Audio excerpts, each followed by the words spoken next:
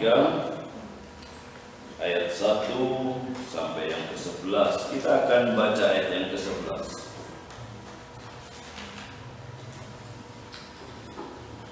Kalau sudah ketemu, kita akan baca Pengkhotbah pasal 3 ayat yang ke-11. Kita baca bersama-sama. 1, 2, 3.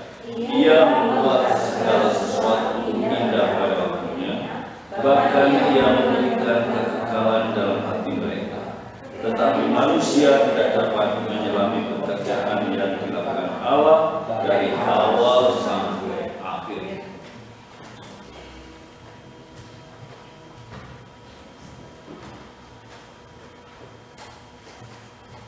Saya akan memulai dengan sebuah ilustrasi. Ada seorang ibu datang kepada seorang hamba Tuhan, dan dia berkata kepada hamba Tuhan tersebut, dia minta didoakan supaya dia tidak mempunyai masalah, supaya masalahnya diangkat. Tetapi pendeta tersebut dengan bijaksana dia mengatakan, "Ibu, sebelum saya berdoa supaya ibu tidak punya masalah, coba ibu bawa keranjang keliling, meminta beras 1 mangkok kecil, dengan syarat pada saat ibu datang ke orang tersebut, ibu tanya,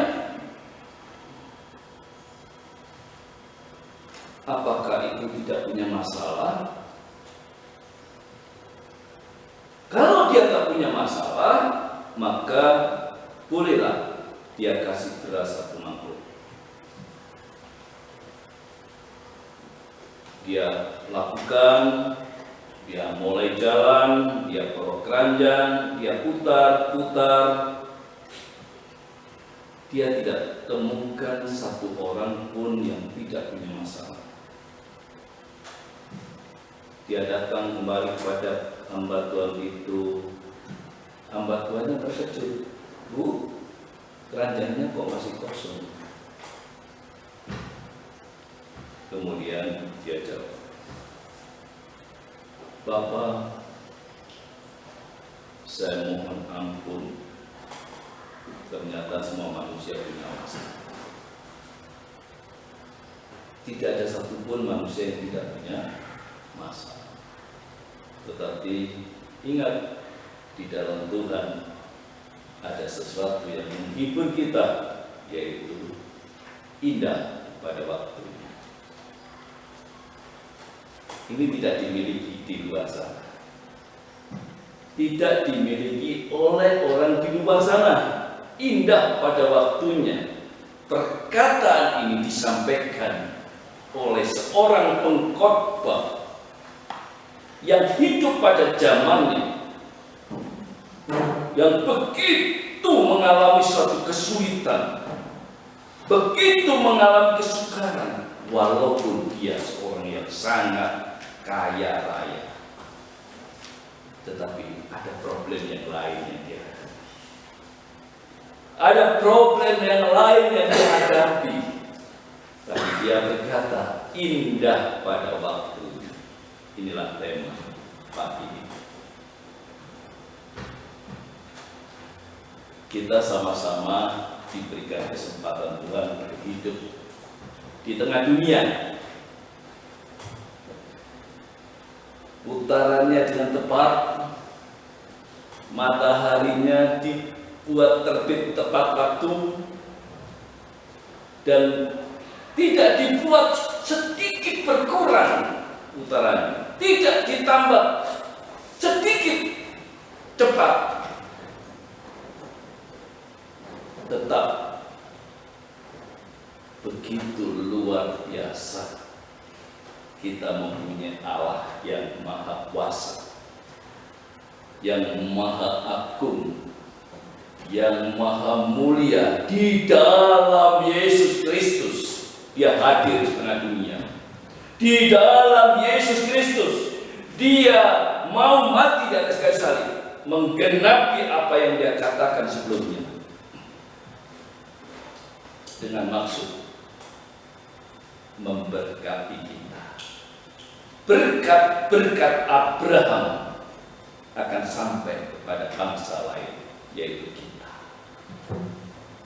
Bapak Ibu Saudara yang kasih dalam Tuhan,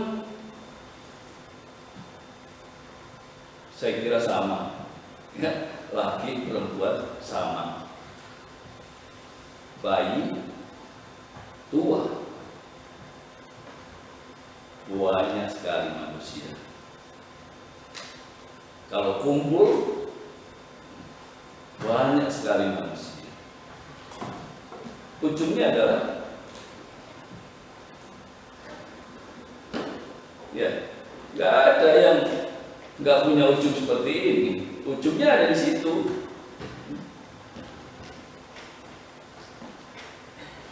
Pada saat kita mengenali ujung yang seperti itu, kita bersyukur diberi hidup. Kalau saya ketemu di jalan ada keranda jalan sama yang melawat, oh Tuhan terima kasih, Engkau masih berikan aku hidup. Terima kasih Tuhan, Engkau masih berikan aku hidup. Ayat firman Tuhan mengatakan, yang penting itu hidup. Makan minum itu, ya, itu Tuhan yang urus. Makan minum Tuhan yang urus. Ya, saya punya baju, punya celana, punya sepatu, semua Tuhan. Tuhan yang urus. Makan minum Tuhan yang urus. Yang penting adalah hidup. Maka Tuhan berkata, aku yang berperang, kamu diam. Oh, bukan berarti nggak bekerja. Tuhan kasih kesempatan bekerja, ya bekerja. Tuhan berikan kesempatan untuk mengerjakan, ya dikerjakan. Ya. Dengan jujur, dengan benar, dengan serius. Saya kalau berkata dengan orang, saya katakan, lakukan dengan benar dan jujur, itu yang penting. Maka di situ Tuhan campur tangan. Tuhan ikut campur dalam kehidupan kita. Bapak Ibu Saudara yang kasih dalam Tuhan, ini dunia.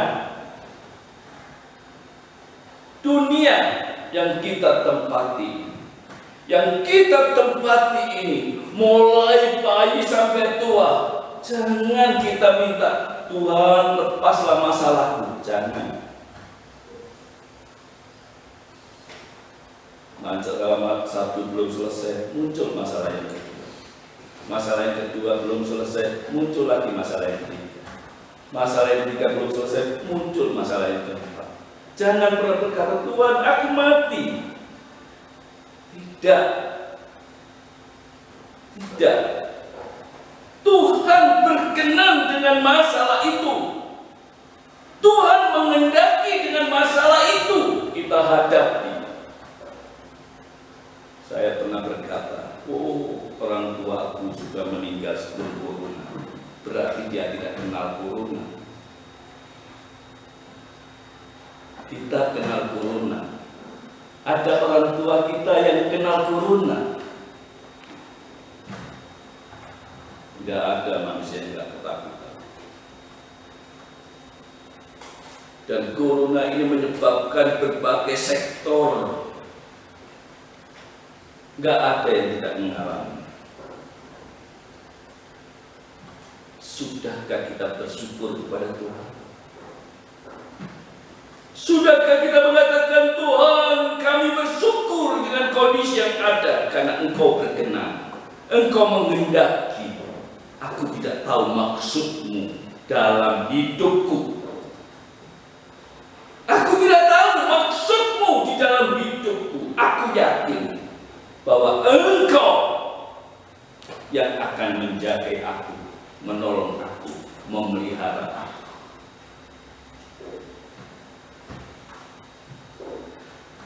Tuhan Sang Pencipta mengatakan untuk segala sesuatu ada masanya. Untuk apapun di bawah langit ada waktunya. Ada waktu untuk lahir, ada waktu untuk meninggal, ada waktu untuk menanam, ada waktu untuk mencabut yang ditanam. Ada waktu untuk membunuh, ada waktu untuk menyembuhkan, ada waktu untuk merombak, ada waktu untuk membangun. Ada waktu untuk menangis, ada waktu untuk tertawa, ada waktu untuk meratap, ada waktu untuk menari, ada waktu untuk membuang batu, ada waktu untuk mengumpulkan batu, ada waktu untuk memeluk, ada waktu untuk menahan diri dari memeluk. Ada waktu untuk mencari, ada waktu untuk membiarkan rugi, ada waktu untuk menyimpan, ada waktu untuk membuang. Ada waktu untuk merobek, ada waktu untuk menjahit, ada waktu untuk mendiam diri, berdiam diri, ada waktu untuk berbicara, ada waktu untuk mengasihi, ada waktu untuk membenci, ada waktu untuk perang, ada waktu untuk damai. Lengkap apa yang dikatakan oleh pengkhotbah. Ada yang tidak pernah mengalami apa yang dikatakan pengkhotbah?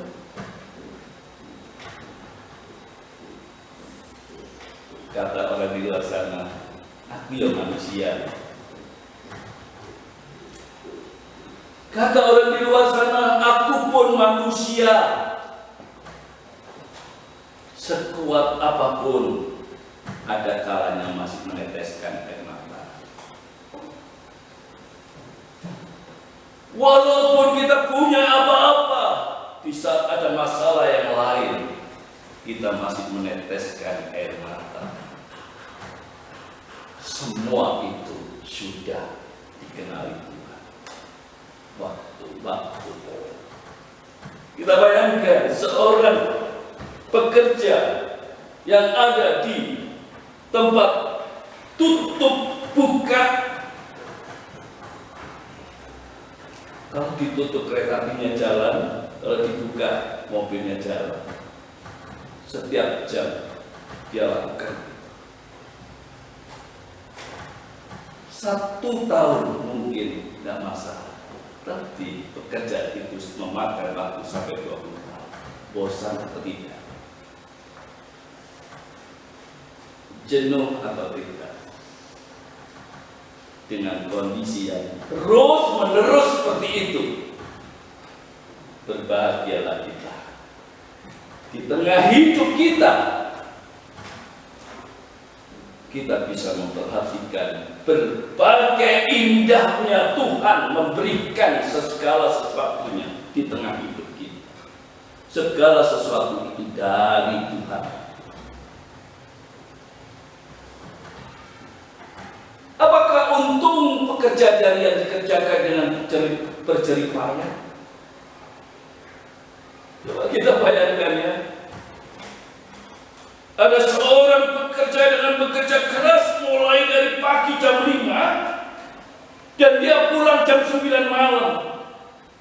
Dan di rumah dia kecapean tidur, berangkat lagi jam 5, dia pulang lagi jam 9 malam. Untuk apa? Dengan jerih lelah yang seperti itu.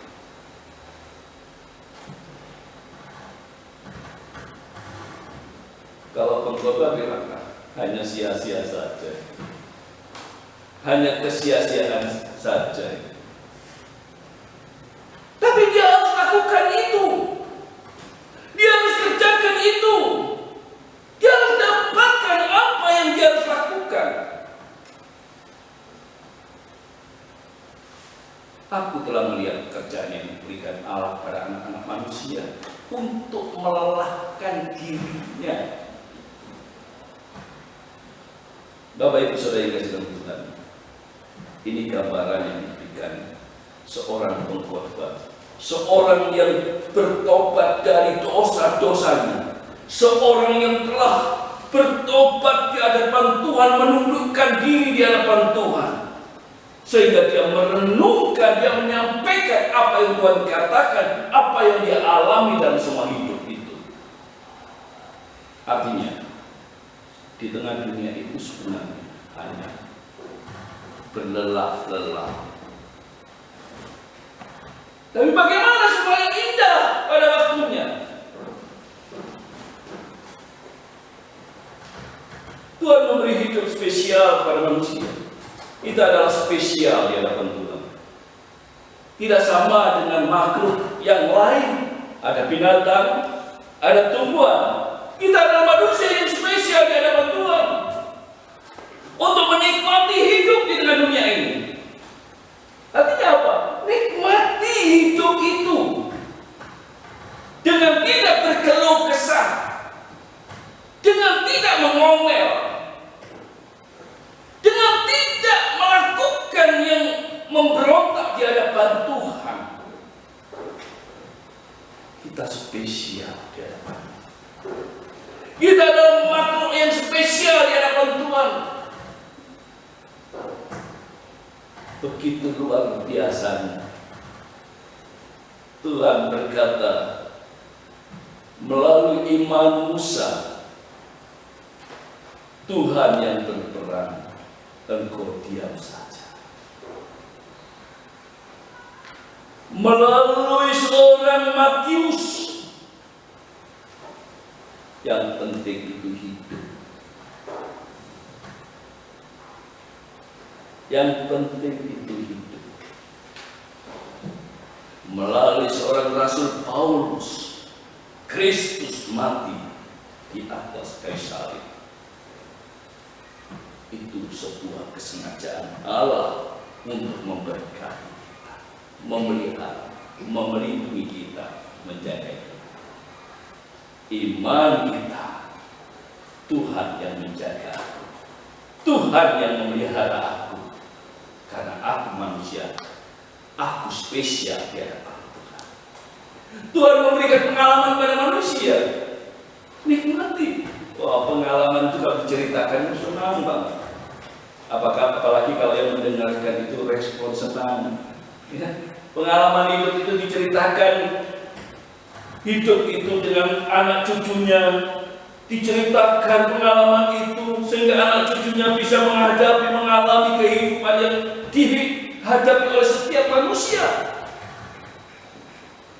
Bapak Ibu, masalah itu tidak ada yang berubah. Generasi ke generasi sama, hanya zamannya yang berbeda. Sama.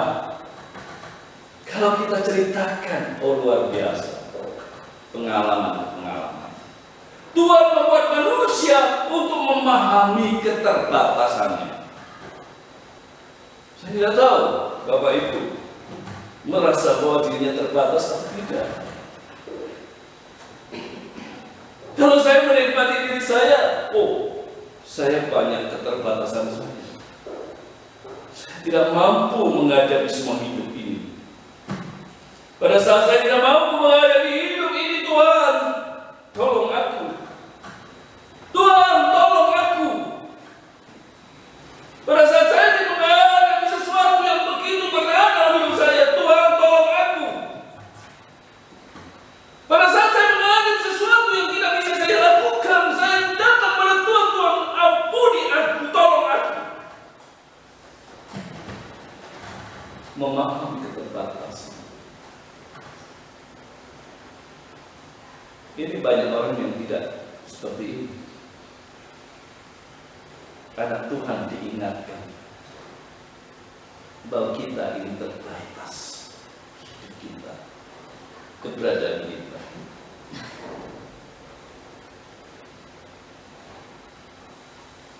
Pengkhotbah berkata, Ia membuat segala sesuatu indah pada waktu.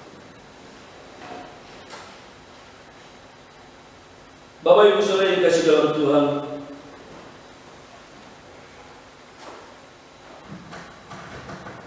pada saat tertentu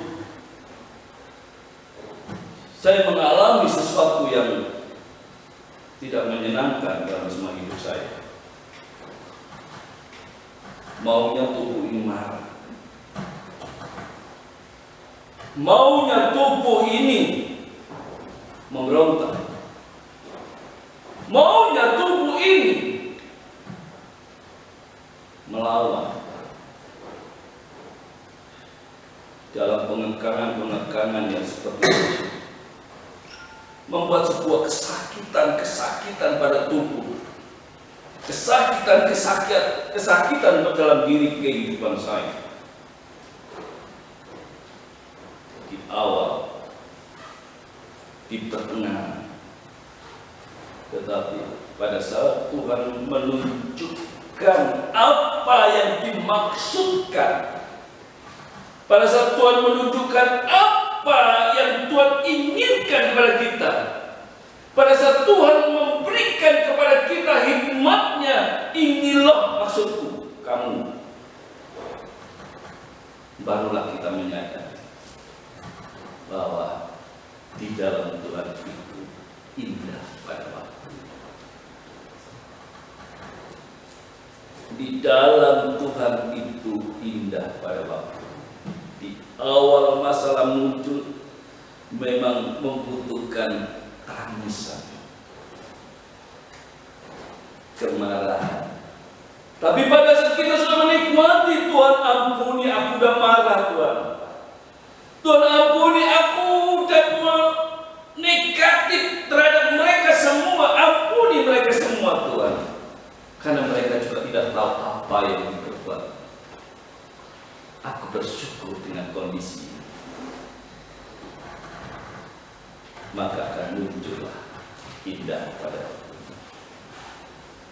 Bahkan ia memberikan kekekalan dalam hati mereka, memberikan keselamatan, memberikan firman-Nya kepada kita. Maka sering saya katakan, oh dengar firman Tuhan, dengar firman Tuhan. Karena firman Tuhan itu yang menghibur kita. Firman Tuhan itu yang akan membangkitkan iman kita. Firman Tuhan itu akan menjaga kita di dalam hidup kita, sehingga kita mau menyembah Tuhan, meninggikan Tuhan. Tetapi manusia tidak dapat menyelami pekerjaan yang dilakukan Allah dari awal sampai akhir.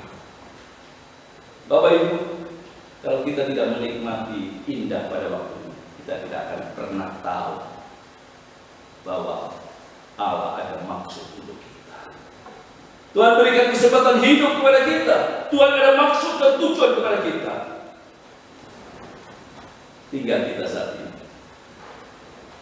Tinggal kita di hadapan Tuhan saat ini. Firman Tuhan berkata, diberkatilah orang yang mengandalkan Tuhan, yang menaruh harapan pada Tuhan.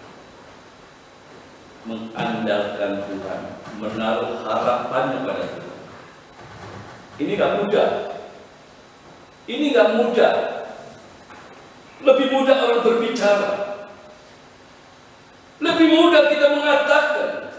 Tapi untuk melakukan, maunya tubuh kita ini bergerak terus. Maunya tubuh kita ini ingin menolong kita. Maunya tubuh kita ini ingin menolong diri kita. Kita susah, kita berat, tetapi perkataan yang mengatakan diberkati orang yang mengandalkan Tuhan, yang menaruh harapan pada Tuhan.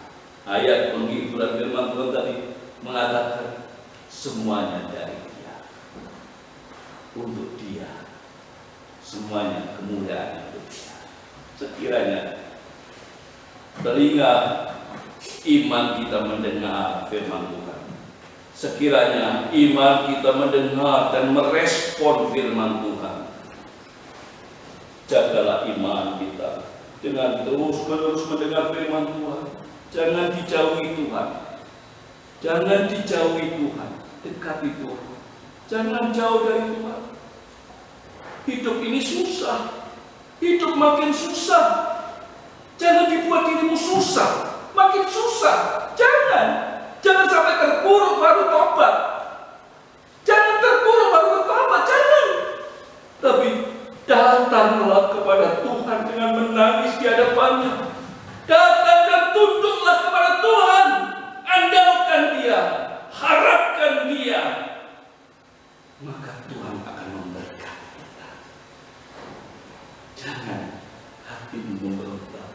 percayalah kepada Tuhan, maka Tuhan memimpin. Amin. Mari kita berdoa. Tuhan Yesus.